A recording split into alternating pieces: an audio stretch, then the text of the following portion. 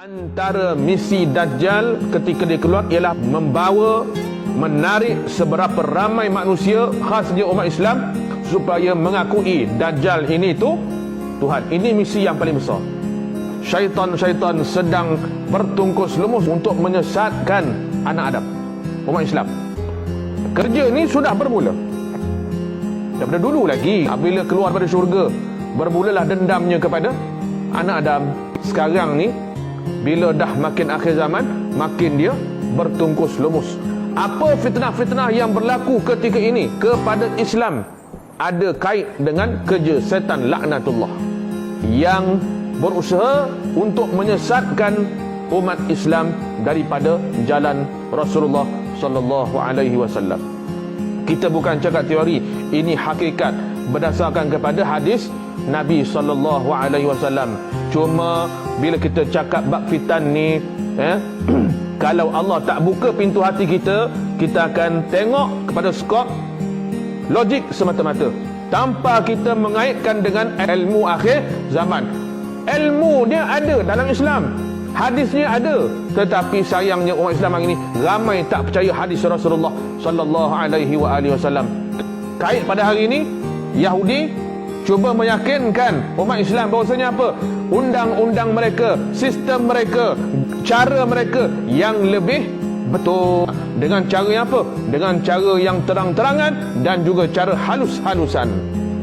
Yang ramai tidak sedar, bahkan agamawan kita pun kadang-kadang tidak sedar sedang ditipu oleh Yahudi laknatullah.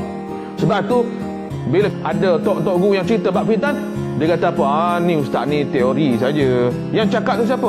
Agamawan juga tu. Sebab apa? Dia tak minat. Macam kita lah kan, ada orang dia minat mengaji nahwu saja, jadi alim betul nahwu, tapi bab tajwid lintang pukang baca Quran. Ada orang minat ilmu tauhid, bicara tauhid melangit-langit bicara bab tauhid, tapi bab fiqh hancur. Ada yang fiqh, alim fiqh, boleh jawab bab fiqh, tapi bab tasawuf habis ke laut, tak reti apa ikhlas, tak reti apa langsung. Silap kita. Jadi kita ni jadi ahli ilmu mesti mencintai setiap ilmu-ilmu yang diajar oleh Rasulullah sallallahu alaihi wasallam. Semua ada bidang dia. Cuma kita kena cari ahli dia. Inilah punca di mana umat Islam dia tak faham tentang fitan ni. Kenapa? Setengah-setengah agamawan kita tak menggalakkan belajar ilmu fitan ni, sedangkan nak masuk pada akhir zaman kena belajar ilmu fitan. Jadi fardu ain sekarang ni bukan lagi fardu kifayah, fardu ain. Sebab kita duduk pada dunia kegelapan. Supaya apa? Dengan ilmu ni kita boleh nampaklah sikit, nampaklah beza. Ni sistem apa ni? Ni kerja siapa ni? Ni macam mana ni? Kita boleh tahu serba sedikit. Nabi kata apa? Sesungguhnya di antara fitnah Dajjal itu bahawa ia datang kepada seorang Arab Badui. Nabi sebut ni Arab Badui. Maksudnya orang yang lemah iman dan tidak berilmu. Pada kita hari ini, adakah yang dimasukkan Nabi ni hanya orang Arab saja? Tidak, melangkaui bangsa apa sekalipun.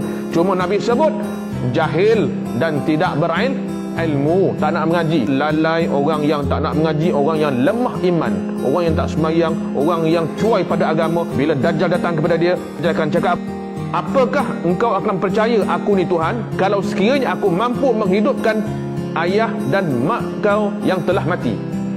Apa jawapan orang jahil ni? Jawab orang jahil ni, Nabi kata apa? Ya, kalau tak mengaji, tak pernah mengaji ilmu tauhid sifat 20, Dajjal kata, nak percaya tak aku Tuhan? Sedangkan dia cakap tu masa tu dia berupa dengan apa? Rupa seorang manusia, rambut kerinting, mata sebelah kanan buta, ada kafarah. Macam tu ke Tuhan? Kalau orang tak ada ilmu, tak belajar sifat 20, boleh jawab tak? Boleh kenal tak ni Tuhan? Boleh kesan tak ni Tuhan palsu ke Tuhan sebenar? Kalau orang tak ada ilmu, percaya tak? Terperangkap dengan apa? Tawaran nak hidupkan mak ayah. Tak ada ilmu. Ilmu fiqh tak ada, tak pernah dengar hadis fitan, tak pernah dengar ilmu tauhid sifat 20, tak pernah mengaji, tak kenal belaka. Bila percaya saja, maka Dajjal panggil dua syaitan datang menyerupa ayah, menyerupa mak kita. Dia kata apa? Wahai anakku, dia adalah Tuhanmu yang sebenar, ikutilah dia. Maka si anak tadi pun lalu percaya dengan Dajjal habis.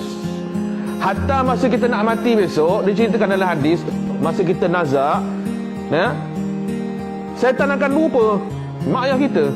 Apa dia cakap?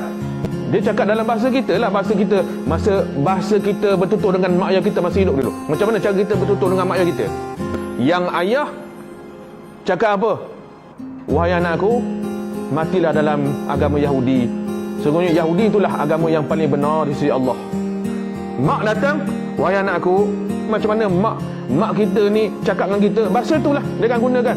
Wahai anakku, matilah, nak mati ni matilah dengan agama Nasrani, Kristian.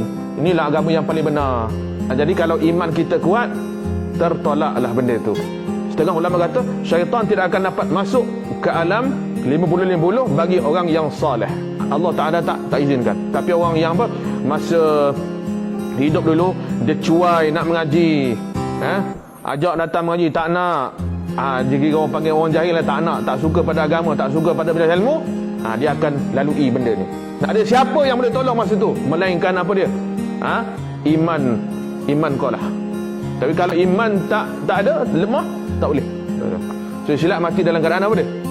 Mati dalam keadaan ialah kalau ayah kata, ayah yang datang tu, anak mailah kita mati dalam Yahudi, betul? Yelah ayah. Bila dia kata ya je, mati dalam keadaan Yahudi. Lepas tu Nabi ajar macam-macam doa. Allahumma akhtim lana bihusnil khatimah wa la takhtim alaina ya Allah bisu'il khatimah. Allahumma ahyina bil iman wa amitna bil iman. Allahumma ahyina muslimin wa tawaffana muslimin. Minta hidup sebagai orang muslim, mati pun orang muslim, hidup dengan iman, mati pun bawa iman.